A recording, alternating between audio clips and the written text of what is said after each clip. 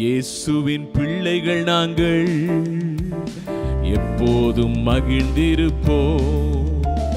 இயேசுவின் பிள்ளைகளே எப்போதும் மகிழ்ந்திருங்கள். சொல்லுங்க.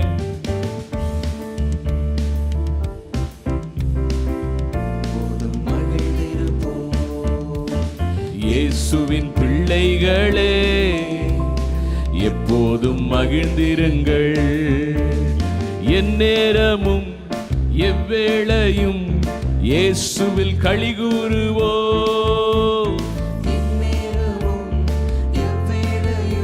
ஆமென். நம் நேசரில் களிகூறுவோம், நம் நேசரில் களிகூறுவோம்.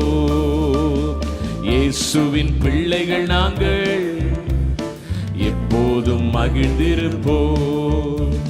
இயேசுவின் பிள்ளைகளே எப்போதும் மகிழ்ந்திருங்கள். எதை பத்தியும் கவலைப்படாம, எதை பத்தியும் கலங்காம, ஆண்டவருக்குள்ளார நம்ம துதித்து மகிழ்ந்திருக்கும் போது தேவன் பெரிய காரியங்களை செய்கிறார். எதை நினைத்தும் கலங்காமல் எப்போதும் ஸ்தோத்தரிப்போம்.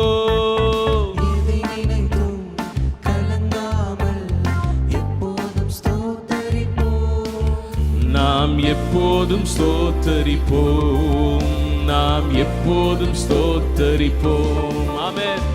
இயேசுவின் பிள்ளைகள் நாங்கள் எப்போதும் மகிழ்ந்திருப்போம். இயேசுவின் பிள்ளைகளே எப்போதும் மகிழ்ந்திருங்கள். இயேசுவின் பிள்ளைகள் நாங்கள் எப்போதும் மகிழ்ந்திருப்போம்.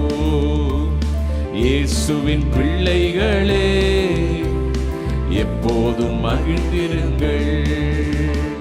இன்று காணும் எகிப்தியரை இனிமேலும் காண மாட்டோம். விசுவாசத்தோடு சொல்லுங்க. பார்வோனை மூழ்கடித்தவர் நமக்காய் யுத்தம் செய்வார். இயேசு நமக்காய் யுத்தம் செய்வார். இயேசுவின் பிள்ளைகள் நாங்கள் எப்போதும் மகிழ்ந்திருப்போம். இயேசுவின் பிள்ளைகளே எப்போதும் மகிழ்ந்திருங்கள். சொல்லுங்க. இயேசுவின் பிள்ளைகள் நாங்கள். ஆமென். எப்போதும் மகிழ்ந்திருப்போம். இயேசுவின் பிள்ளைகளே எப்போதும் மகிழ்ந்திருங்கள். வேதம் சொல்லுகிறது, உனக்கு விரோதமாய் உருவாக்கப்படும் எந்த ஆயுதமும் வாய்க்காத போகும். இஸ்ரவேலுக்கு விரோதமாக குறி சொல்லுதல் இல்லை, யாக்கோபுக்கு விரோதமாக மந்திரவாதம் இல்லை. சொல்லுங்க. நமக்கெதிராய் மந்திரம் இல்லை, குறி சொல்லல் எதுவும் இல்லை. ஆமென். இன்னொரு தடவை சொல்லாமா? நமக்கெதிராய் மந்திரம் இல்லை, குறி சொல்லல் எதுவும் இல்லை.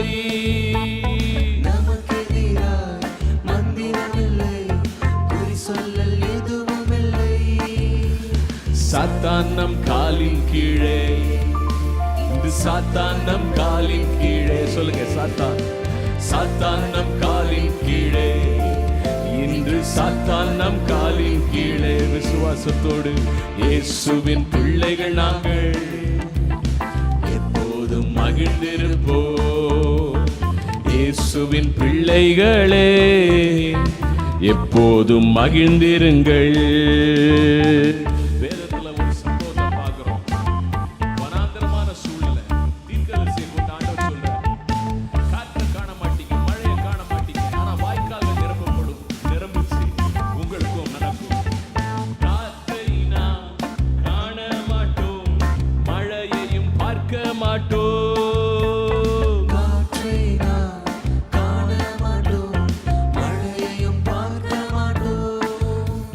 வாய்க்கால்கள் நிரப்பப்படும், வாய்க்கால்கள் நிரப்பப்படும். இன்னொரு தடவை சொல்லுவோம். வாய்க்கால்கள் நிரப்பப்படும். இன்று வாய்க்கால்கள் நிரப்பப்படும்.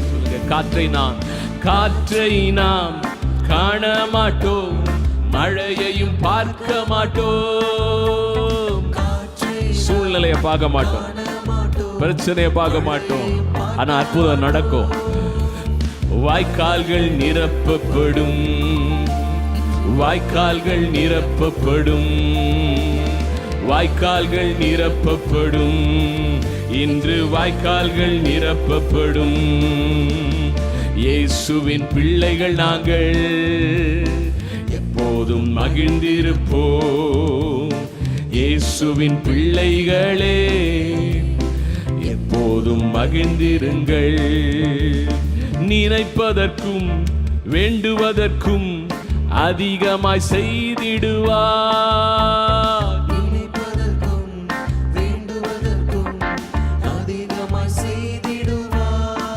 இயேசு அதிசயம் செய்திடுவார். இயேசு அதிசயம், கமான், இயேசு அதிசயம் செய்திடுவார். இயேசு அதிசயம் செய்திடுவார்.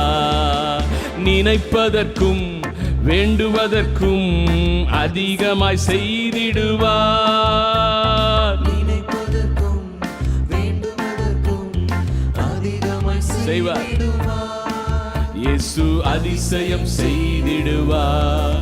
இயேசு அதிசயம் செய்திடுவார். இயேசுவின் பிள்ளைகள் நாங்கள் எப்போதும் மகிழ்ந்திருப்போம். இயேசுவின் பிள்ளைகளே எப்போதும் மகிழ்ந்திருங்கள். இயேசுவின் பிள்ளைகள் நாங்கள்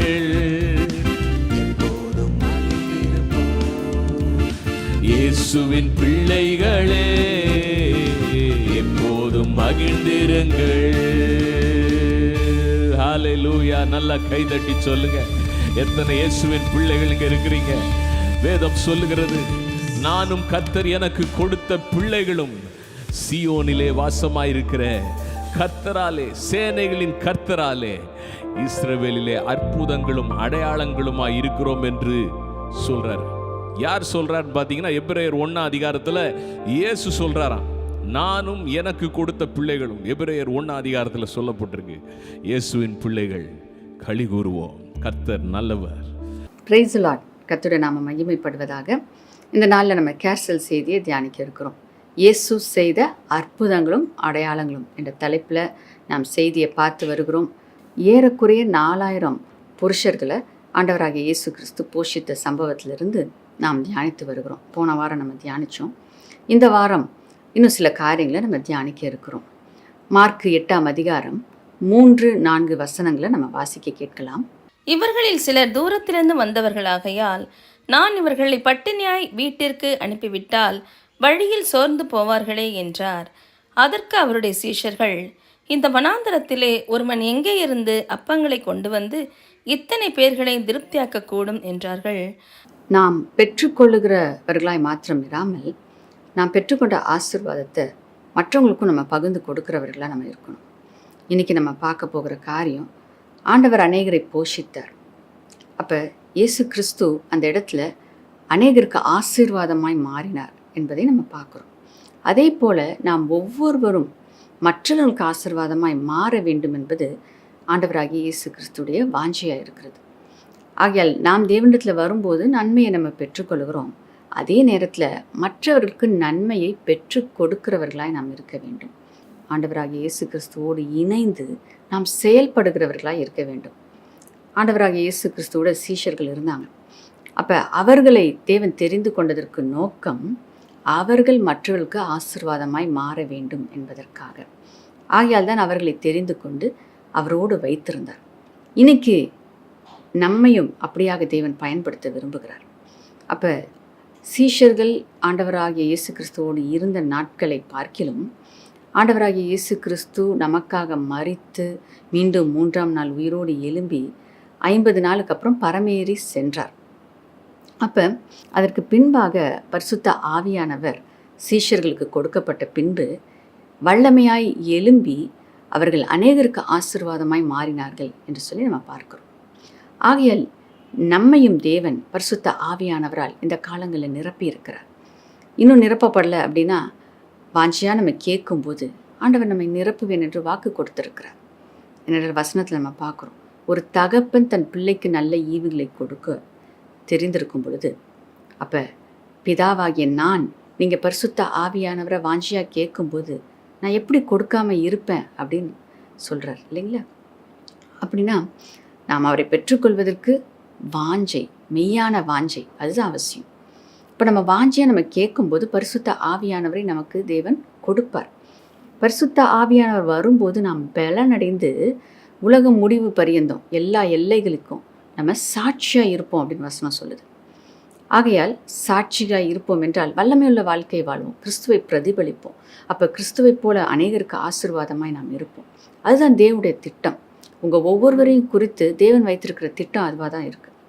ஆகையால் தான் நாம் பெற்றுக்கொள்ளுகிறோம். அது ஒரு நல்ல காரியம். தேவன் நமக்கு கொடுக்கிறார். விசுவாசித்து நம்ம நிலைத்து நிற்கும்போது விசுவாசத்தில் தேவன் நமக்கு கொடுக்கிறார். அதை நம்ம பெற்றுக்கொள்கிறோம். நம்முடைய வாழ்க்கை அதோடு நின்று விடாதபடிக்கு அடுத்த ஆவிக்குரிய கட்டத்துக்குள்ளே நம்ம கடந்து வர வேண்டியது அவசியமாக இருக்கிறது. ஆகையால் இன்றைக்கி நம்ம கற்றுக்கொள்ள போகிற காரியம், நாம் ஊழியத்தை செய்யும்படியாக, ஆண்டவருக்காக வாழும்படியாக, அநேகருக்கு ஆசீர்வாதமாக இருக்கும்படியாக நமக்குள் காணப்பட வேண்டிய குணாதிசயங்களை குறித்து இன்றைக்கி நம்ம தியானிக்க போகிறோம்.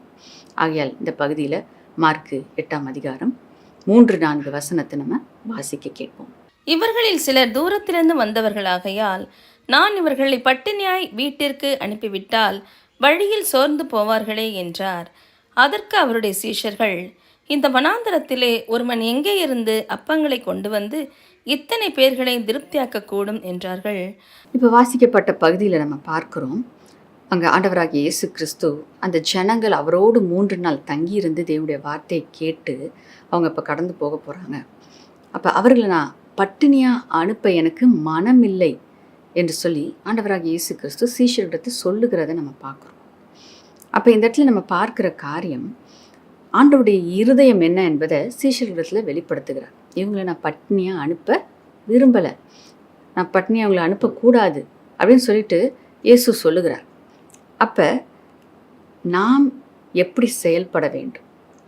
ஆண்டவராகிய இயேசு கிறிஸ்துவோடைய இருதயத்தை நமக்கு வெளிப்படுத்தும் பொழுது, சில நேரங்களில் சிலருக்கு இப்படிப்பட்ட தேவைகள் இருக்குது அப்படின்னு சொல்லிட்டு ஆண்டவர் நமக்கு வெளிப்படுத்தும் போது, அவங்க தேவையில் இருக்கிறது எனக்கு பிரியம் இல்லை அப்படின்றத ஆண்டவர் நமக்கு தெரியப்படுத்தும் பொழுது நாம் என்ன செய்ய வேண்டும்? சில பலவீனங்கள்னால் கஷ்டப்படலாம், வியாதியினால் வேதனையில் இருக்கலாம், இல்லை மரண தருவாயில் இருக்கலாம், இல்லை அந்த ஆத்துமா அழிந்து போகிற ஒரு சூழ்நிலையில் அந்த உலகத்தோடு உலகமாக இருக்கலாம். பலவிதமான அடிக்ஷன்ஸில் ஜனங்கள் அந்த வேதனையில் அந்த அடிக்ஷனில் மாட்டிக்கொண்டு வெளியே வர்றதுக்கு வழி தெரியாமல் இருக்கலாம், இல்லை அது தப்புன்னே தெரியாமல் அந்த அடிக்ஷனை தொடர்ந்து செய்கிறவர்களாக இருக்கலாம், அதுலேருந்து வெளியே வரணும் அப்படின்னு எண்ணம் இல்லாதவர்களாக இருக்கலாம். ஸோ இப்படிப்பட்ட ஜனங்கள் மீது தேவன் பரிதபிக்கிறார் என்பதை அவர் நமக்கு உணர்த்தும் பொழுது, அதை நம்ம கண்களால் பார்க்கும் பொழுது, அவங்களுடைய வேதனையை பார்க்கும் பொழுது, ஆண்டவருடைய இருதயம் அவர்கள் எப்படியாவது மீட்க வேண்டும் என்று துடிக்கிறத ஆண்டவர் நம்மோடு பேசும்போது, உணர்த்தும் பொழுது நாம் என்ன செய்ய போகிறோம்? இங்கே நம்ம பார்க்குறோம், இந்த சீஷர்கள் அவங்களுடைய பதில் எப்படியா இருக்கிறது? அவர்கள் என்ன சொல்கிறாங்க? இந்த வனாந்திரத்தில் நம்ம எங்கேருந்து இவ்வளோ பேருக்கு ஆகாரம் கொண்டு வருது, இது முடியாத காரியம் அப்படின்னு சொல்கிறாங்க. அது மட்டும் இல்லை, அவங்க சொல்லுகிற அந்த வார்த்தையில் நம்ம பார்க்கும்போது யாராவது ஒருவர், இல்லைங்களா, அந்த வசனத்தில் எப்படியாக சொல்லப்பட்டிருக்குது நம்ம பார்க்குறோம். இந்த வனாந்திரத்திலே ஒருவன் எங்கே இருந்து அப்பத்தை நான் எப்படி கொண்டு வர்றது, இல்லை நாங்கள் எப்படி கொண்டு வர்றது அப்படின்னு கூட அவங்க கேட்கல. அந்த பொறுப்பை ஆண்டவர் என்ன சொல்ல வரார், இவங்களை இப்போ எப்படியாவது போஷிக்கணும் அப்படின்னு சொல்ல வரார் என்பது அவங்க அறிந்திருக்கிறாங்க. ஆனால் அவரோடு இணைந்து செயல்படுவதற்கு அவங்க இந்த இடத்துல இடம் கொடுக்கவில்லை. அவங்க என்ன சொல்கிறாங்க? இவ்வளோ பேருக்கு யாராலையும் போஷிக்க முடியாது அப்படின்னு சொல்கிறாங்க. அப்போ இங்கே நம்ம பார்க்க வேண்டிய காரியம் ஒன்று, இன்னும் அவங்க விசுவாசத்தில் வளரல. ஆண்டவராகிய இயேசு கிறிஸ்துவினால் எல்லாம் செய்ய முடியும் அப்படின்றத இதுக்கு முன்பாக அவங்க பார்த்துருந்தாலும் இந்த நேரத்தில் அதை அவங்க நினைவு கூறலையா, இல்லை அதை விசுவாசிக்க அவங்க விரும்பலையா என்று தெரியலை. ஆனால் அவர்கள் சொல்லுகிற பதில் பார்க்கும்போது இயேசுவாலையும் எதுவும் செய்ய முடியும் அப்படின்னு அவங்க நினைக்கல. அவங்களால எதுவும் செய்ய முடியும் அப்படின்றதையும் அவங்க நினைக்கல. அவங்க என்ன சொல்கிறாங்க, ஆண்டவராகிய இயேசு கிறிஸ்துவினாலும் எதுவும் செய்ய முடியும் அப்படின்னு அவங்க அக்னாலேஜ் ஆண்டவராகிய இயேசு கிறிஸ்துவின் மூலமாகவும் ஆண்டவராகிய இயேசு கிறிஸ்துவும் அந்த இடத்துல எதுவும் செய்ய முடியாதுன்றதை போல் அவங்க பேசுகிறாங்க. அதே நேரத்தில் அவங்களாலையும் என்ன எதுவும் செய்ய முடியாது அப்படின்றத அவங்க சொல்கிறாங்க.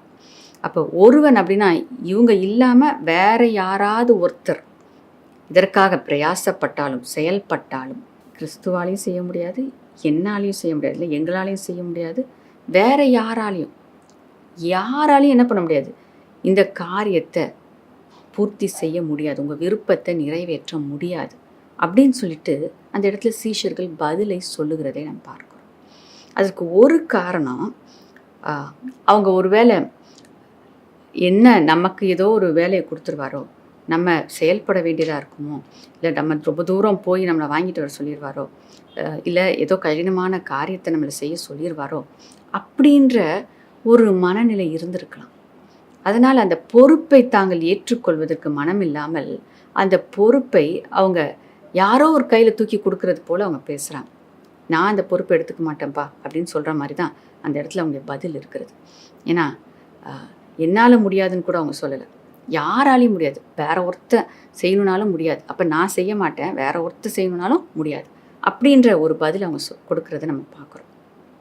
அப்போ இங்கேருந்து நாம் கற்றுக்கொள்ள வேண்டிய காரியம், இப்போ இந்த ஸ்டேஜில் சீஷர்கள் இருந்தது போல் நாம் இருக்கக்கூடாது. ஸோ இன்றைக்கி ரட்சிக்கப்பட்டிருக்கிற நாம் பரிசுத்த ஆவியானவருடைய அபிஷேகத்தை நம்ம பெற்றிருக்கிறோம், கிறிஸ்துவை நம்முடைய இருதயத்துக்குள்ளே நம்ம ஏற்றிருக்கிறோம், அவர் நமக்குள் வாசம் பண்ணுகிறவராய் இருக்கிறார், அவர் நமக்குள் ஜீவிக்கிறவராய் இருக்கிறார், நம் மூலமாக அவர் நமக்குள் வாசம் பண்ணுகிறது நிமித்தமாக வல்லமையுள்ள வாழ்க்கையை நாம் வாழ அவர் உதவி செய்கிறவராய் இருக்கிறார். ஆகையால் அன்னைக்கு சீஷர்கள் அப்படி இருந்தாங்க, நானும் அப்படி இருக்கிறேன் அப்படின்னு நம்ம சொல்ல முடியாது. ஏனென்றால் நாம் புது சிருஷ்டிகளாய் மாறி இருக்கிறோம், நமக்குள் புதிய வல்லமை, கிறிஸ்துவின் வல்லமை நமக்குள் இருக்கிறது. ஆகையால் நாம் இப்படிப்பட்ட வார்த்தைகளை நம்ம பேசக்கூடாது. அப்போ இந்த இடத்துல நம்ம பார்க்குற காரியம், ஆண்டவர் எனக்குள்ளே இருக்கிறார், அவர் என்ன செய்ய முடியுமோ அதை நானும் செய்ய முடியும் என்கின்ற ஒரு விசுவாசத்தில் நம்ம பேச வேண்டும், விசுவாசத்தில் நம்ம செயல்படணும். அப்போ ஆண்டவர் ஒரு காரியத்தை விரும்புகிறார் அப்படின்னா அதை செய்வதற்கு என்னை பலப்படுத்துவார், அதை செய்வதற்கான திராணியை எனக்கு கொடுப்பார். அப்போ நான் என்னுடைய பகுதியில் அதை முழுமையாக ஏற்றுக்கொண்டு அந்த பொறுப்பை என் மீது ஏற்றுக்கொண்டு அவருடைய இருதயத்தின் வாஞ்சையை நிறைவேற்ற நான் செயல்படுகிறவனாய் இருக்க வேண்டும் என்கின்ற ஒரு மனநிலை நமக்கு அவசியமாய் இருக்கிறது.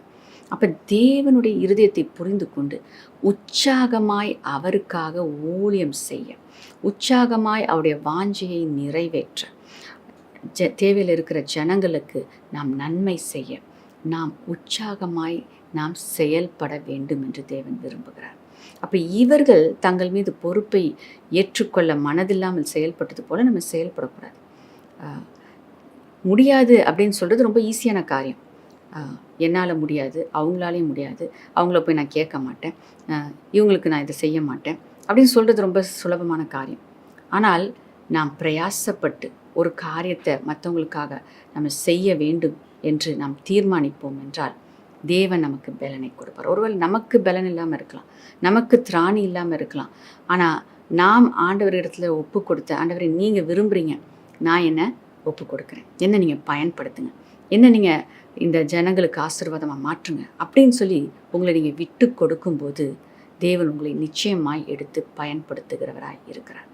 ஏன் அப்படின்னு பார்த்தோம் அப்படின்னா, இப்படி இருதயம் இல்லாமல் ஆண்டவருடைய இருதயத்தை அறிந்து கொண்டோ அறிந்து கொள்ளாமையோ தாங்கள் அந்த காரியத்தை செய்வதற்கு மனமில்லாமல் இருந்த அந்த சீஷர்களையே தேவன் என்ன செய்கிறார், பயன்படுத்துகிறார்.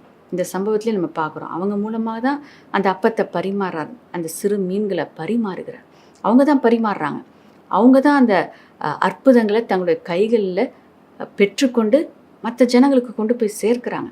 அப்போ இப்படிப்பட்ட மனநிலையில் இருக்கிற அந்த சீஷர்களையே ஆண்டவராகிய இயேசு கிறிஸ்து பயன்படுத்தினார் என்றால், இன்னைக்கு நம்ம வாஞ்சையோடு அவருக்கு விட்டு கொடுக்கும்போது நிச்சயமாய் நம்மையும் வல்லமையாக எடுத்து பயன்படுத்துவார். ஒருவேளை இப்படிப்பட்ட எண்ணம் உடையவர்கள் அந்த சீஷர்களை போல நீங்களும் சிந்தித்து கொண்டு இருப்பீர்கள் என்றால் இன்றைக்கி உங்களோட சிந்தனையை நீங்கள் மாற்றி அமைத்து கொள்ள வேண்டும். உங்களால் முடியும். என்னால் முடியாது அப்படின்னு நீங்கள் நினைக்க தேவையில்லை. கர்த்தர் உங்களுக்கு வல்லமையை கொடுக்கிறவராக இருக்கிறார். பரிசுத்த ஆவியானவர் உங்களுக்கு வல்லமையை கொடுப்பார். ஆண்டவராகிய இயேசு கிறிஸ்து உங்களுக்குள்ளே இருக்கிறார். உங்கள் வாழ்க்கையில் அவர் வாழ்ந்து காமிக்க விரும்புகிறார். இன்றைக்கி அதை ஏற்றுக்கொள்ள நீங்கள் ரெடியாக இருப்பீங்கன்னா நிச்சயமாக ஆண்டவர் உங்களையும் வல்லமையாக எடுத்து பயன்படுத்துவார். ஆகையால் இப்படிப்பட்ட ஒரு சந்தேகத்தில் நான்லாம் ஆண்டவருக்கு ஆசீர்வாதமாக இருக்க முடியுமா, நான் ஜனங்களுக்கு ஆசீர்வாதமாக இருக்க முடியுமா, தேவன் என்னெல்லாம் பயன்படுத்துவாரா அப்படின்ற எண்ணம் உடையவர்களாக நீங்கள் இருப்பீர்கள் என்றால் இன்றைக்கி தேவன் உங்களோடு பேசி கொண்டு இருக்கிறார். அப்படிப்பட்ட எண்ணங்கள் எல்லாம் மாற்றி போடுங்க. இன்றைக்கி ஆண்டவர் உங்களை பயன்படுத்த விரும்புகிறார். ஒப்பு கொடுங்க. ஆண்டவர் உங்களை நிச்சயமாய் பயன்படுத்துவார். இப்படிப்பட்ட எண்ணங்களை பிசாசானவன் தான் உங்களுக்கு கொடுக்குறவனாக இருக்கிறான். ஸோ இப்படிப்பட்ட எண்ணங்களுக்கு நீங்கள் இடம் கொடுக்காதீங்க. வசனம் என்ன சொல்லுது, தேவனுடைய வார்த்தை என்ன சொல்லுது, அதை பாருங்கள். அதை நீங்கள் வாசித்து பாருங்கள். ஆண்டவர் என்ன சொல்கிறார் என்னை குறித்து, நான் எப்படிப்பட்டவனாக இருக்கிறேன்னு ஆண்டவர் சொல்கிறார். அப்போ அதை நீங்கள் அறிந்து கொள்ளும்போது, தேவனுடைய வார்த்தையை நீங்கள் பெற்றுக்கொள்ளும்போது இப்படிப்பட்ட எண்ணங்கள் இது பொய் என்பதை நீங்கள் அறிந்து கொள்வீர்கள். உங்களால் செய்ய முடியும். ஆண்டவர் உங்களுக்குள்ளே இருக்கிறார். அவர் உங்களை பயன்படுத்த விரும்புகிறார். ஆகையால் இந்த நாளில் இந்த சத்தியத்தை அறிந்து கொண்டு எழும்பி செயல்படுங்கள். கர்த்தர் உங்களுக்கு துணையாக இருந்து பெரிய காரியங்களை செய்வார். உங்கள் மூலமாக அற்புதங்களும் அடையாளங்களும் நிச்சயம் நடக்கும். ஆகையால் விசுவாசித்து செயல்படுவோம். அடுத்தது நம்ம பார்க்குற காரியம், 2வது காரியம். அப்போ அதே மார்க்கு 8ஆம் அதிகாரத்தில் 4 மற்றும் 5 வசனத்தை நம்ம வாசிக்க கேட்கலாம். அதற்கு அவருடைய சீஷர்கள், இந்த வனாந்தரத்திலே ஒருவன் எங்கே இருந்து அப்பங்களை கொண்டு வந்து இத்தனை பேர்களை திருப்தியாக்கக்கூடும் என்றார்கள். அதற்கு அவர், உங்களிடத்தில் எத்தனை அப்பங்கள் உண்டு என்று கேட்டார். அவர்கள் 7 அப்பங்கள் உண்டு என்றார்கள். அப்போ இந்த வசனத்தில் நம்ம வாசிக்கும்போது நாம் பார்க்குறோம், சீஷர்கள் அப்படியாக என்னால் முடியாது, யாராலையும் முடியாது அப்படின்ற பதிலை சொல்கிறாங்க. அப்போ அந்த பதிலை அவர்கள் சொல்வதற்கு முன்பாக ஆண்டவராகிய இயேசு கிறிஸ்து, நீங்கள் எனக்கு இதில் உதவி செய்யுங்க, இல்லை நீங்கள் இதில் செயல்படுங்க அப்படின்னு அவர் சொன்னதாகவே அங்கே வார்த்தைகள் இல்லை. ஆனாலும் அவர்கள் அந்த இடத்துல தன்னை எதிர்பார்த்து விடுவாரோ, தன்னை சார்ந்து விடுவாரோ என்று சொல்லி அப்படி அவங்க கேள்வி கேட்டதை நம்ம பார்த்தோம். அப்போ இங்கே அப்படி அவர்கள் பதில் சொன்னதற்கு பின்பாக ஆண்டவராகிய இயேசு கிறிஸ்து அவர் ஒரு பதிலை சொல்கிறார். அப்போ அவர் கேட்கிற கேள்வி, உங்களிடத்தில் என்ன இருக்கிறது? அப்போ ஆண்டவர் அவங்கள ஒரு புரிந்து கொள்ளுதலுக்குள்ளே கொண்டு வருகிறத நம்ம பார்க்குறோம். யாரோ ஒருத்தன் நன்மை செய்யணும் அப்படின்ற மனநிலையை விட்டுட்டு, உன்னால் என்ன செய்ய முடியும் அப்படின்னு நீ பாரு அப்படின்னு ஆண்டவர் சொல்கிறார். அப்போ ஆண்டவர் நமக்குள்ள சில தகுதிகளை வைத்திருக்கிறார், சில குணங்களை கொடுத்திருக்கிறார். ஆண்டவர் ஒரு நோக்கத்தோடு நம்மை உருவாக்கி இருக்கிறார். அப்போ எந்த நோக்கத்துக்காக ஆண்டவர் நம்மளை உருவாக்கியிருக்கிறாரோ அந்த நோக்கத்தை நிறைவேற்றுவதற்கு என்னெல்லாம் தேவையோ அதையெல்லாம் தேவன் உங்களுக்குள்ளே வைத்திருக்கிறார். அப்போ இன்னைக்கு ஆண்டவர் உங்களுடைய வாழ்க்கையில் அவர் செய்ய விரும்புகிற காரியம் என்ன என்று சொல்லி பார்க்கும் பொழுது, தேவனுடைய நோக்கத்தை நிறைவேற்றுவதற்காக தேவன் உங்களுக்குள் என்ன பொக்கிஷங்களை வைத்திருக்கிறார், என்ன தாளந்துகளை வைத்திருக்கிறார் என்று அவர் உங்கள் கண்களை திறந்து விட்டு அதை பார்க்க வைக்க அவர் செயல்படுகிறவராய் இருக்கிறார். இங்கே சீஷருடைய வாழ்க்கையில் அதை தான் ஆண்டவர் செய்கிறத நம்ம பார்க்குறோம். அப்போ உங்களுக்குள் என்ன இருக்கிறது, அதுதான் ஆண்டவர் கேட்குறார். அப்போ உனக்குள்ளே என்ன தாளந்து நான் வச்சுருக்கேன், உனக்கு என்ன நான் கிஃப்ட்ஸை கொடுத்துருக்கேன், உனக்கு என்ன நான் இன்னும் வரங்களை கொடுத்துருக்கேன், உனக்கு என்ன நான் நன்மை செய்திருக்கிறேன், எந்த விதத்தில் நீ ஆசீர்வாதமாக இருக்கிற, அப்போ எதை நீ பயப்படுத்த முடியும் அப்படின்னு சொல்லிட்டு ஆண்டவர் இந்த நாளில் கேட்குறார். இப்போ இப்படிப்பட்ட ஒரு சிந்தனை உடையவர்களாக உங்களை நீங்கள் சிந்தித்து பாருங்கள். உங்களுக்குள்ளே இருக்கிற தாளந்து என்னன்னு யோசிச்சு பாருங்கள். ஆண்டவர் எந்த கிருபையை உங்களுக்கு கொடுத்துருக்கிறார்? பொறுமையை கொடுத்துருக்கிறாரா? பேசுகிற தாளந்தை கொடுத்துருக்கிறாரா? இல்லை ஆவியின் வரங்களை உங்களுக்கு கொடுத்துருக்கிறாரா? ஜெபிக்கிற அந்த அபிஷேகத்தை கொடுத்துருக்கிறாரா? நிச்சயமாக தேவன் ஒரு தாளந்தையாவது அவர் கொடுத்துருப்பார். நம்ம பார்க்குறோம், தாளந்தை கொடுத்து சென்ற அந்த ஒரு உவமையை நம்ம பார்க்குறோம் இல்லைங்களா? 1 தாளந்து, 2 தாளந்து, 5 தாளந்து. அப்போ தாளந்துகள் வித்தியாசப்படலாம், தாளந்துகளின் எண்ணிக்கையும் வித்தியாசப்படலாம். ஆனால் தாளந்தே இல்லாமல் எந்த மனிதனையும் தேவன் படைக்கவில்லை, ரட்சிக்கவில்லை. ரட்சிக்கப்பட்ட ஒவ்வொருவருக்கும் நிச்சயமாக தேவன் தாளந்தை வைத்திருக்கிறார், ஒரு அபிஷேகத்தை வைத்திருக்கிறார், அவர்களை பயன்படுத்த வேண்டும் என்று ஒரு திட்டத்தை வைத்திருக்கிறார். ஆகையால் யாரும் வெறுமையானவர்கள் அல்ல, யாரும் என்கிட்ட எதுவும் இல்லை அப்படின்னு நம்ம சொல்லவே முடியாது. ஏன்னா ஆவியானவரே உங்களுக்குள்ளே இருக்கிறார். அப்போ எல்லாமே உங்களுக்குள்ளே இருக்கே. அப்போ தேவன் எந்த விதத்தில் உங்களை பயன்படுத்த விரும்புகிறாரோ அதை நீங்கள் வளர்த்து கொள்ள ஆண்டவர் விரும்புகிறார். அதை குறித்து நீங்கள் யோசிங்க, அதை குறித்து தியானிங்க, அதை செயல்படுத்துங்க, அதை ப்ராக்டிஸ் பண்ணுங்கள். அதை பெருக்க என்னெல்லாம் செய்யணுமோ அதை நீங்கள் செய்யுங்க. இன்றைக்கி நீங்கள் புரிந்து கொள்ளும்படியாக ஆண்டவர் விரும்புகிற காரியம், உனக்குள்ளே வைத்திருக்கிற தாளந்தை நீ வெளியே கொண்டு வா, மறைத்து வைக்காது. அந்த ஒரு தாளந்து இருந்த மனிதன் என்ன பண்ணான்? மற்றவங்கள போல எனக்கு தாளந்து இல்லை, மற்றவங்களுக்கு போல எனக்கு கொடுக்கல அப்படின்னு சொல்லிட்டு அவனுக்கு இருந்த தாளந்தை அவன் புதைத்து வைத்து விட்டான். அதை எடுக்கலை, அதை பெருக்கலை, அதை செயல்படுத்தலை, அதை பிரயோஜனப்படுத்தி கொள்ளலை, அதை உபயோகிக்கலை. அவன் அப்படியே மறைத்து வைத்து ஒளித்து வைத்து விட்டான். இது எதுக்குமே பிரயோஜனம் இல்லை. இந்த ஒரு பைசா வச்சு நான் என்ன செய்ய போகிறேன்? இந்த ஒரு தாளந்தை வச்சு நான் என்ன செய்ய போகிறேன்? இதை வச்சு என்னால் எதையும் சாதிக்க முடியாது. இன்னைக்கு ஆண்டவர் உங்கள்கிட்ட சொல்லுகிற காரியம், 7 அப்பம், சிறு துணிக்கைகள், அவைகளை தான் தேவன் பயன்படுத்தி 4000 புருஷர்களும் அவர்களோடு இருந்த பிள்ளைகளும் மனைவிமார்களையும் தேவன் போஷித்தார். அப்படியானால் உங்களுக்குள்ள இருக்கிற அது ஒரு தாளந்தா இருக்கட்டும், சிறு தாளந்தா இருக்கட்டும், சிறு மீன்களைப் போல கொஞ்சமாக இருக்கலாம், அற்பமான காரியத்தை போல தோணலாம். ஆனால் தேவன் அதை உங்களுக்கு கொடுத்திருப்பார் என்றால் அதை அவர் பெருக செய்ய வல்லவராய் இருக்கிறார். அதை கொண்டு அநேகர் ஆசீர்வாதத்தை பெற்றுக்கொள்ளத்தக்க விதத்தில், அநேகரை ஆவிக்குரிய விதத்தில் போஷிக்கத்தக்க விதத்தில் தேவன் உங்களை பயன்படுத்த விரும்புகிறார். ஆகையால் இன்னைக்கு ஆண்டவர் கேட்குற கேள்வி, உங்களிடத்தில் என்ன இருக்கிறது? நான் என்ன உங்களுக்கு கொடுத்து வச்சிருக்கிறேன் அப்படின்னு ஆண்டவர் கேட்குறார். அதை நீங்கள் அறிந்து கொள்ளுங்கள். அதை ஆண்டவர்கிட்ட கொண்டு வந்து ஒப்படைங்க. அவர் அதை பெருக செய்வார். அதை நீங்கள் பயன்படுத்துங்க. அநேகருக்கு நிச்சயமாய் நீங்கள் ஆசீர்வாதமாய் மாறுவீர்கள். 3ஆவதாக நாம் பார்க்கிற காரியம் மார்க் 8ஆம் அதிகாரம் 6ஆம் வசனத்தை நம்ம வாசிக்க கேட்போம். அப்பொழுது அவர் ஜனங்களை தரையிலே பந்து இருக்க கட்டளையிட்டு அந்த 7 அப்பங்களையும் எடுத்து ஸ்தோத்திரம் பண்ணி பிட்டு அவர்களுக்கு பரிமாறும்படி சீஷர்களிடத்தில் கொடுத்தார். அவர்கள் ஜனங்களுக்கு பரிமாறினார்கள். ஸோ இங்கே நம்ம பார்க்கும்போது சீஷர்கள் ஆண்டவராகிய இயேசு கிறிஸ்து கேள்வி கேட்டதுக்கு அவங்க என்ன பதில் சொல்கிறாங்க அப்படின்னா, 7 அப்பம் எங்ககிட்ட இருக்குது அப்படின்றத அவங்க சொல்கிறாங்க. இன்னும் அந்த சிறு மீன்கள் இருக்கிறத கூட சொல்லலை. அப்போ ஏதோ ஒரு தாளந்து இல்லை ஒரு காரியம் அவங்ககிட்ட இருக்கிறத அவங்க ரெக்கக்னைஸ் பண்ணுறாங்க. அப்போ அதை வாயை திறந்து அவங்க சொல்கிறாங்க. அப்போ ஆண்டவராகிய இயேசு கிறிஸ்து நமக்குள்ளே இருக்கிறத அவர் வெளிப்படுத்துகிறார்.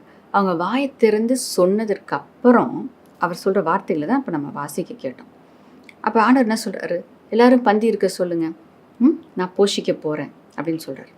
அப்போ ஆண்டவராகிய இயேசு கிறிஸ்து எப்போ நான் இவங்களை போஷிக்க போகிறேன் அப்படின்னு சொல்கிறார் அப்படின்னு பார்க்கும்போது, சீஷர்களுடைய இருதயம் தேவனுடைய இருதயத்தோடு இல்லை, சீஷர்களுடைய விசுவாசம் தேவனுடைய விசுவாசத்தோடு இணைக்கப்பட்ட பின்பு தான் சீஷர்களை பயன்படுத்தினார். சீஷர்களை கொண்டு அநேக ஜனங்களை போஷித்தார். அப்போ நம்முடைய விசுவாசம், தேவன் நம்ம குறித்து ஒரு திட்டம் வச்சிருக்கிறார். அப்போ நமக்குள்ளே வைத்திருக்கிற தாளந்து என்ன, தேவன் எப்படி என்னை பயன்படுத்த விரும்புகிறார் என்பதை நாம் அறிந்து கொண்ட பின்பு தேவன் நம்மை பயன்படுத்துகிறவராய் இருக்கிறார். அதை நம்ம வாயை திறந்து அறிக்கை செய்யும்போது, அதை நம்ம பேச வைக்கிறார் ஆண்டவர். ஆண்டவர் இந்த தாளந்து எனக்கு கொடுத்துருக்குறீங்களே, நன்றி, என்னை பயன்படுத்துங்க அப்படின்னு நம்ம வாயை திறந்து கேட்கும்போது, அதை நாம் அறிந்து கொண்டு அதை அறிக்கை செய்யும் பொழுது நம்முடைய விசுவாசம், நாம் தேவன் என்னை இப்படி பயன்படுத்த விரும்புகிறார் என்பதை அறிந்த அந்த விசுவாசத்தோடு, கிறிஸ்துடைய விசுவாசத்தோடு நம்முடைய விசுவாசம் இணைக்கப்படுகிறது. அப்போ ஆண்டவர் நம்மளை எப்படி பயன்படுத்தணும்னு வச்சுருக்கான்றது அவருக்கு தெரியும், பயன்படுத்த விரும்புகிறார். அப்போ அதை நாம் அக்செப்ட் பண்ணி அவரோடு கூட அந்த விருப்பத்துக்கு நாம் ஒத்துழைக்கும் போது, நாம் இணைக்கப்படும் பொழுது, நம்முடைய விசுவாசம் அவருடைய விசுவாசத்தோடு இணைக்கப்படும் பொழுது தேவன் அடுத்த நிமிஷமே அற்புதத்தை செய்ய அவர் ஆயத்தமாக இருக்கிறார். அந்த இடத்துல ஜனங்களை போஷிக்கும்படியாக சீஷர்களை பயன்படுத்த அவர் செயல்படுகிறதை நாம் பார்க்கிறோம். ஆகையால் நாம் அவருடைய தரிசனத்தோடு, ஆண்டவராகிய இயேசு கிறிஸ்து உங்களுக்கு வைத்திருக்கிற தரிசனத்தோடு, உங்களுக்கு வைத்திருக்கிற அந்த திட்டத்தை நீங்கள் ஏற்றுக்கொள்ளும் அந்த நாளிலே, அந்த நிமிஷத்தில் கர்த்தர் உங்களை பயன்படுத்த விரும்புகிறார். அப்படிங்க நம்ம பார்க்குறோம். அவரோடு, அவருடைய தரிசனத்தில் நம்ம இணைக்கப்படணும். அவருடைய திட்டத்தில் நம்ம இணைத்து கொள்ள வேண்டும். இணைந்து நம்ம செயல்பட நம்ம ஒப்பு கொடுக்கும்போது, அது நம்ம இருதயத்திலிருந்து நம் வாயின் வார்த்தைகள் அதை வெளிப்படுத்தும் பொழுது தேவன் உங்களை பயன்படுத்த துவங்குகிறார். ஆகையால் அவருடைய தரிசனத்தோடு இணைந்து கொள்ளுங்கள், இணைந்து செயல்படுங்க. சபையில் நமக்கு தரிசனத்தை தேவன் கொடுத்துருக்கிறார். இந்த சபையில் கொண்டு வந்து உங்களை நாட்டினதுக்கு ஒரு நோக்கம் உண்டு. ஒவ்வொருவருக்கும் ஒரு நோக்கம் உண்டு. யாருமே சும்மா வந்துட்டு போகிறதுக்காக, இல்லை ஆசீர்வாதத்தை மட்டும் பெற்றுக்கொண்டு போவதற்காக அழைக்கப்படவில்லை. ஏனென்றால் சபை என்பது ஒரு சரீரமாக இருக்கிறது. கிறிஸ்து தலையாக இருக்கிறார். அப்போ நம்ம சரீரத்தில் நம்ம பார்க்கும்போது ஒவ்வொரு அவயவமும், ஒவ்வொரு செல்லும் அதன் பகுதியை அது செய்கிறது. அப்படியா அது செயல்படலை அப்படின்னா அது அந்த சரீரத்தை பாதிக்கிறது இல்லைங்களா? அப்போ ஒவ்வொரு செல்லும் ஒரு நோக்கத்தோடு தான் அந்த சரீரத்தில் வைக்கப்பட்டிருக்கு. அதே போல தான் சபை என்கின்ற இந்த சரீரத்தில் ஒவ்வொரு நபரும் நாம் செயல்பட வேண்டும். ஒவ்வொரு குடும்பத்தினரும் நாம் செயல்பட வேண்டும். ஒவ்வொரு செல்லை போல் நம்ம இருக்கிறோம். அப்போ அந்தந்த பகுதியில் அந்தந்த செல் என்ன காரியத்தை செய்யணுமோ அது செய்யுது. அது செய்யும்போது தான் அந்த முழு சரீரமும் அது சரியாய் இயங்குகிறது, அது செயல்படுகிறது. அதே போல் தேவன் கொடுத்துருக்கிற தரிசனம், நம்ம சபைக்கு கொடுத்துருக்கிற தரிசனம் அது செயல்பட வேண்டும் என்றால், அந்த தரிசனம் நிறைவேற வேண்டும் என்றால் நாம் ஒவ்வொருவரும் செயல்பட வேண்டியவர்களாக இருக்கிறோம். அப்போ தேவன் என்ன எந்த ஸ்தானத்தில் வைத்திருக்கிறார், எதை செய்யும்படியாக தேவன் வைத்திருக்கிறார், நான் என்ன செய்யணும், சபைக்காக நான் என்ன செய்யணும், என் சரீரத்துக்காக நான் என்ன செய்யணும் அப்படின்றத அறிந்து கொண்டு செயல்பட வேண்டும். அந்த தரிசனத்தோடு நீங்கள் இணைந்து கொள்ள வேண்டும். சபையில் கொடுக்கப்பட்டிருக்க அந்த தரிசனத்தோடு நீங்களும் வந்து இணைஞ்சிக்கணும், வந்து நீங்கள் கலந்து கொள்ளணும், ஊழியங்களில் பங்கு கொள்ளணும், ஆத்மா ஆதாயம் செய்யணும், ஆத்மாக்களை கொண்டு வந்து சபையில் சேர்க்கணும். அப்போ தேவன் என்ன உங்களுக்கு கொடுத்துருக்கிறாரோ அதை நீங்கள் செயல்படுத்த வேண்டும். அதை தான் தேவன் விரும்புகிறார். நீங்கள் உங்களை ஒப்பு கொடுக்கும்போது, அவரோட தரிசனத்தில் இணைத்து கொள்ளும்போது தேவன் வல்லமையாய் உங்களை எடுத்து பயன்படுத்துவார். அன்றைக்கி சீஷர்கள் அதை பகிர்ந்து கொடுத்தார்கள். அநேகர் போஷிக்கப்பட்டு திருப்தி அடைந்தார்கள். ஆகையால் தேவன் உங்களையும் அநேகருக்கு ஆசீர்வாதமாய் மாற்ற விரும்புகிறார். நீங்கள் உங்களை ஒப்பு கொடுங்க, இணைத்து கொள்ளுங்க, சபையோடு வந்து இணைஞ்சிக்கோங்க, தரிசனத்தோடு இணைந்து கொள்ளுங்க. வல்லமையாக ஆண்டவர் உங்களை பயன்படுத்துவார். நிச்சயமாக பெரிய காரியங்களை தேவனுக்காக நீங்கள் செய்வீர்கள். இந்த மாதத்தில் ஆண்டவர் நமக்கு கொடுத்த வாக்குத்தத்தம், தேசமே பயப்படாதே, மகிழ்ந்து களிக்கூர், கர்த்தர் பெரிய காரியங்களை செய்வார். கர்த்தர் பெரிய காரியங்களை செய்ய வேண்டும் என்றால் நீங்கள் கர்த்தருக்காக பெரிய காரியங்களை செய்ய வேண்டும். கர்த்தர் உங்களுக்கு பெரிய காரியங்களை செய்திருக்கிறார், இனியும் செய்வார். இன்னும் மற்றவருடைய வாழ்க்கையிலையும் பெரிய காரியங்களை செய்ய தேவன் விரும்புகிறார். அது உங்களை கொண்டு செய்ய விரும்புகிறார். ஆகையால் இந்த நேரத்தில் நீங்கள் ஆண்டவருக்கு ஒப்பு கொடுத்து செயல்படுங்க. கர்த்தர் உங்களை கொண்டு பெரிய காரியங்களை நிச்சயமாய் செய்வார். அடுத்ததாக நம்ம பார்க்குற காரியம், மீண்டும் 6ஆம் வசனத்தையும் 7ஆம் வசனத்தையும் நம்ம சேர்த்து நம்ம வாசிக்க கேட்போம். அப்பொழுது அவர் ஜனங்களை தரையிலே பந்து இருக்க கட்டளையிட்டு அந்த 7 அப்பங்களையும் எடுத்து ஸ்தோத்திரம் பண்ணி பிட்டு அவர்களுக்கு பரிமாறும்படி சீஷர்களிடத்தில் கொடுத்தார். அவர்கள் ஜனங்களுக்கு பரிமாறினார்கள். சில சிறு மீன்களும் அவர்களிடத்தில் இருந்தது. அவர் அவைகளையும் ஆசீர்வதித்து அவர்களுக்கு பரிமாறும்படி சொன்னார். அவர் அவைகளையும் ஆசீர்வதித்து பரிமாறும்படி சொன்னார் அப்படின்னு சொல்லிட்டு நம்ம பார்க்குறோம். அப்போ இந்த இடத்துல சீஷர்கள் அவர்கள் கொடுத்தார்கள், தங்களை அர்ப்பணித்தார்கள். ஆண்டவருடைய சித்தத்தை செயல்றதுக்கு அவங்க தங்களை விட்டு கொடுத்தாங்க. அதுக்கு பின்பாக தேவன் அவர்களை பயன்படுத்தினார் என்பதை நம்ம பார்க்கிறோம். அப்போ ஆண்டவராகிய இயேசு கிறிஸ்து இவர்கள் தங்களை விட்டு கொடுக்கும் வரைக்கும் பொறுமையாய் காத்திருந்தார். அவங்க அதை உணர்ந்து கொள்றதுக்கு ஆண்டவர் வெயிட் பண்ணார். ஏன்னா ஏற்கனவே ஆண்டவர் இப்படிப்பட்ட அற்புதத்தை செய்திருக்கிறார். ஏறக்குறைய 5000 புருஷர்களை ஆண்டவராகிய இயேசு கிறிஸ்து போஷித்தார்.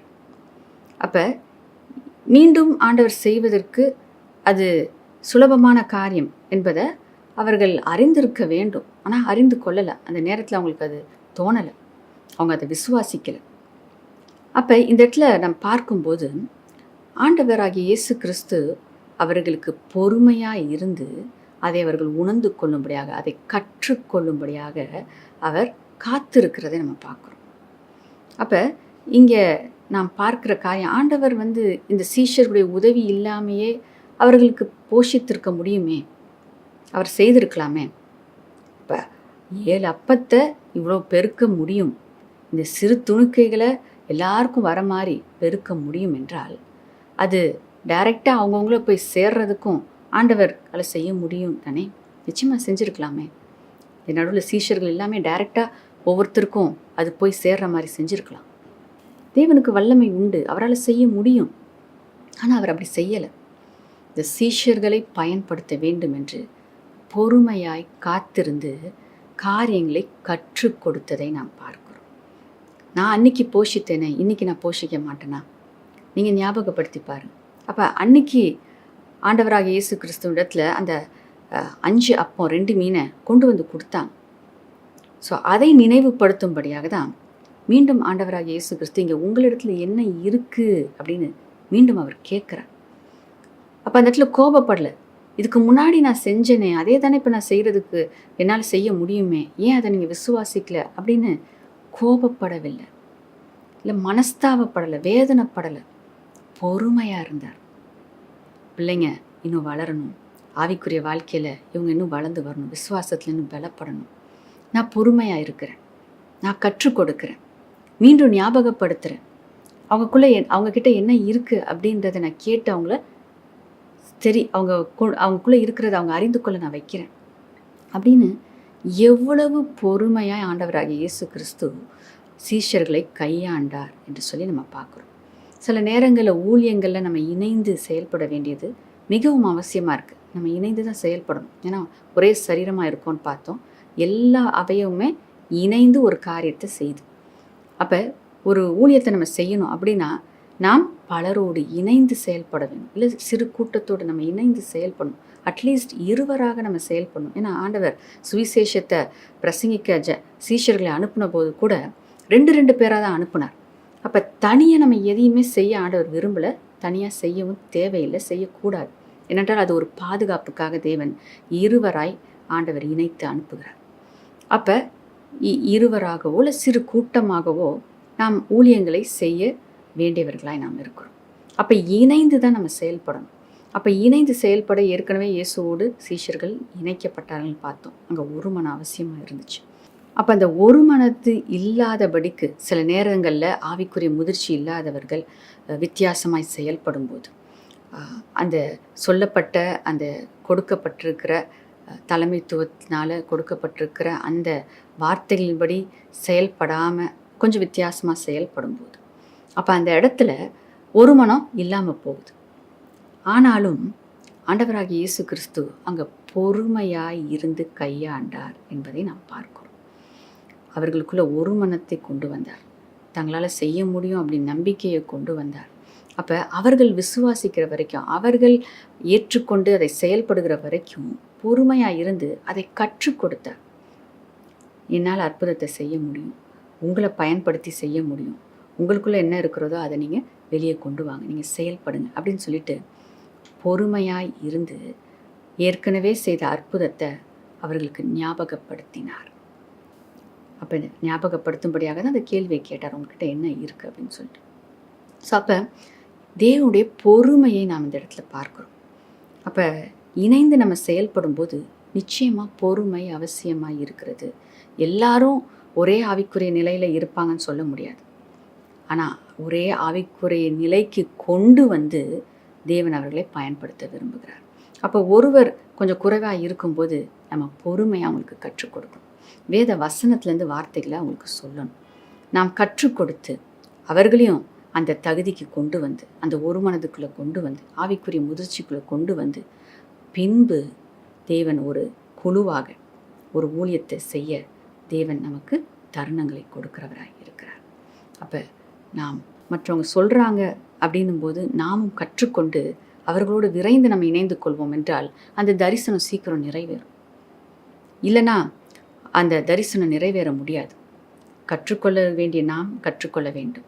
கற்றுக் கொடுக்கிற ஸ்தானத்தில் இருக்கிறவர்கள் என்ன பண்ணணும்? அவங்களுக்கு பொறுமையாய் கற்றுக் கொடுத்து அவர்களையும் என்ன பண்ணணும்? அழைத்து கொண்டு அந்த ஊழிய பாதையில் கடந்து செல்ல வேண்டும். இஸ்ரவேல் ஜனங்கள் அங்கே கானானுக்கு கடந்து வந்தப்போ வயதானவங்க இருந்தாங்க, சிறு பிள்ளைகள் இருந்தாங்க, பிள்ளைகளை வயிற்றில் சுமக்கிற தாய்மார்கள் இருந்தாங்க. ஸோ அவர்களெல்லாம் பொறுமையாய் மோசையை வழிநடத்தி கொண்டு வந்தார். அதுபோல தான் நமக்கு பொறுமை அவசியம். ஊழியத்தை செய்யும்போது பொறுமையாய் நாம் செய்ய வேண்டும். ஆண்டவராகிய இயேசு கிறிஸ்து சீஷர்களிடத்தில் பொறுமையாக இருந்தார். எத்தனை முறை அவர் கற்றுக் கொடுத்தாலும் விசுவாசத்தில் குறைவுள்ளவர்களாக தான் காணப்பட்டாங்க. சில நேரங்களில் நீங்கள் எப்போ விசுவாசிக்க போகிறீங்க, ஏன் இப்படி விசுவாசத்தில் குறைவுள்ளவர்களாக இருக்கிறீங்கன்னு ஆண்டவர் கேட்குற அளவுக்கு அவங்க இருந்தாங்க. ஆனாலும் இந்த இடத்துல நம்ம பார்க்குறோம், இயேசு பொறுமையாய் இருந்து அவர்களை பயன்படுத்தினார். இன்றைக்கி ஊழியத்தை செய்வதற்கு பொறுமை அவசியமாக இருக்குது. நாம் சகித்து, நாம் தேவனுக்காக, நம் மற்றவர்களுடைய சுவாபங்களில் சில காரியங்கள் இருந்தாலும் அதை சகித்து ஒரு மனதை நாம் காத்துக்கொண்டு தரிசனத்தை நிறைவேற்றுவது தான் நம்முடைய நோக்கமாக இருக்கும். அவங்க எப்படி சொல்லிட்டாங்க, அவங்க எப்படி செஞ்சிட்டாங்க, அவங்க என்ன கண்டுக்கல, இதெல்லாம் நம்ம நினைக்கக்கூடாது. நான் என் ஊழியத்தை செய்கிறதுக்கு, இந்த தரிசனத்தை நிறைவேற்றுவதுக்கு என்னுடைய பங்கு என்ன, அதை நான் சிறப்பாக செய்வேன். இவங்க சொல்லிட்டாங்க நான் வராமல் இருக்க மாட்டேன், இவங்க சொல்லிட்டாங்கன்னு நான் சோர்ந்து போய் செய்யாமல் இருக்க மாட்டேன். அப்போ இந்த காரியம் நமக்கு அவசியமாய் இருக்கிறது. பொறுமை, கற்றுக் கொடுப்பதிலையும் பொறுமை, இணைந்து செயல்படுவதிலையும் பொறுமை. கற்றுக் கொடுக்கிறவர்களுக்கு நம்மை தாழ்த்தி இடம் கொடுத்து அந்த ஸ்தானத்துக்குள்ளே கடந்து வந்து அந்த தரிசனத்தை முழுமையாய் நிறைவேற்றுவதற்கும் பொறுமை அவசியமாய் இருக்கிறது. ஆகையால் பொறுமையோடு ஊழியத்தை செயல்படுத்துவோம். கர்த்தர் பெரிய காரியங்களை செய்வார்.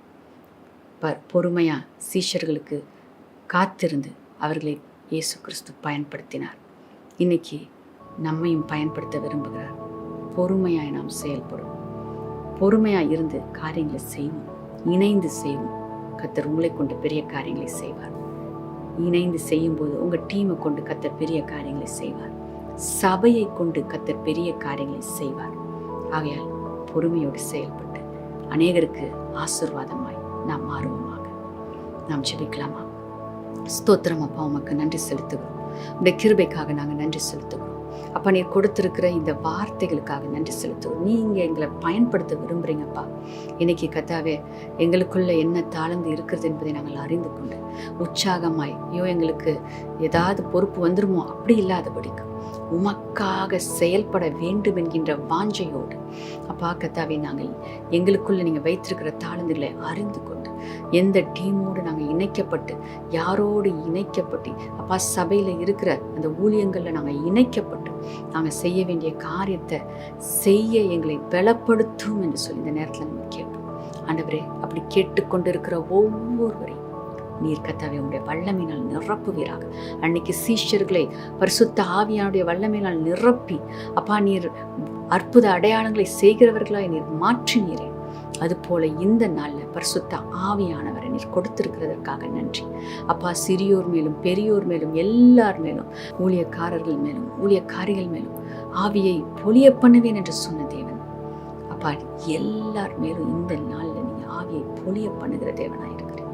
ஆவியானவரை பெற்றுக்கொண்டு நீர் வைத்திருக்கிற தரிசனத்தை நிறைவேற்ற தங்களை அர்ப்பணித்து செயல்பட நீர் கர்த்தாவே அவங்களுக்கு உதவி செய்வீராக என்று நாங்கள் ஜெபிக்கிறோம். இன்னைக்கு ஆண்டவர் அர்ப்பணிக்கிற ஒரு அழைப்பை கொடுக்கிறார். இன்னைக்கு ஆண்டவருக்காக ஊழியம் செய்யணும் விரும்புனீங்கன்னா, ஆண்டவர் உங்களுக்கு அழைப்பை வச்சிருக்கிறார் என்பதை நீங்கள் உணர்ந்திருக்கிறீங்கன்னா, கர்த்தர் உங்களுக்குள்ள ஒரு தாளந்தை வைத்திருக்கிறார் என்று ஆவியானவர் இந்த நேரத்தில் உங்களுக்கு உணர்த்துவார் என்றால் இப்பொழுது நீங்கள் அர்ப்பணிங்க. ஆண்டவரை அர்ப்பணிக்கிறேன், பயன்படுத்துங்கன்னு கேளுங்க. ஓ ரிபா ஷிக்கிரபே கரபா, ஓ ரக்கபா ஷிக்கிரபே கரபரபரபரபா. அர்ப்பணிக்கிற ஒவ்வொருவரையும் ஆவியானவர் நீர் நிரப்பி வல்லமையாக எடுத்து பயன்படுத்துவீராக, சாட்சிகளாய் நிற்க வைப்பீராக. சபையின் தரிசனத்தோடு இணைந்து பெரிய காரியங்கள் அவர்கள் செய்வார்களாக என்று நாங்கள் ஜெபிக்கிறோம் அப்பா. அநேகரை எழும்ப செய்வீராக. சபையில் இருக்கிற ஒவ்வொரு செல்லும் அது செயல்படட்டும், ஒவ்வொரு செல்லும் எழும்பட்டும், ஒவ்வொரு நபரும் எழும்பட்டும்.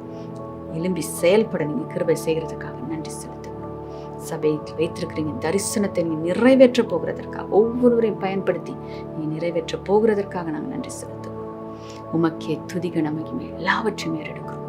இயேசுவின் நாமத்தில் பிதாவே, ஆமென், ஆமென். Praise the lord. God bless you. ஆன்லைன்ல நீங்க சபையோடு கனெக்ட் ஆகிருப்பீங்கன்னா கர்த்தர் உங்களையும் பயன்படுத்த விரும்புகிறார். நீங்க இருக்கிற இடத்துல கர்த்தர் உங்களை பயன்படுத்துவார். சபையோட ஆன்லைன்ல கூட நீங்க இணைந்து காரியங்களை செய்ய முடியும். நீங்க அலுவலகத்தை நீங்க அணுகுனீங்கன்றா உங்களுக்காக கர்த்தர் வைத்திருக்கிற ஊழியத்தை கர்த்தர் உங்களை கொண்டு செய்ய அது ஏதுவாக இருக்கும். ஆகையால் தொடர்பு கொள்ளுங்க. அநேகருக்கு ஆசீர்வாதமாய் நாம் மாறுவோமாக. God bless you.